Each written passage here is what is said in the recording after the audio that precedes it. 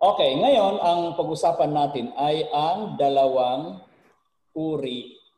klaseng lingwahe ng mga Arabo. Okay? Kasi bago tayo siyempre kung nakuha nyo na kung paanong pagbigkas, paggamit ng mga basics, mga basic na mga phrases.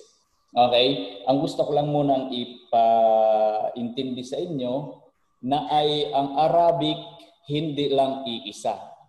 Okay? Unang-una nakalagay diyan, dalawang klase ang salitang Arabo, di ba? Okay? Merong tinatawag na Fusha, ang standard, ang original, ang international, ang salitang Arabic with grammar.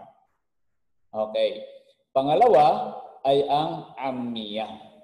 Ang Ammiya ay ang colloquial, dialect, broken Arabic. Ito naman ang salitang ginagamit pangkalye, pambahay, pampalengke, pangtindahan. Alright? Ay ang tawag diyan ay Ammiya.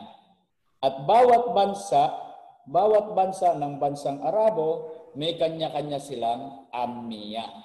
So yung mga nakaalis na mga kabayan natin na nakapunta ng Kuwait kunyari at naging matuto, magaling mag-Arabic doon, okay?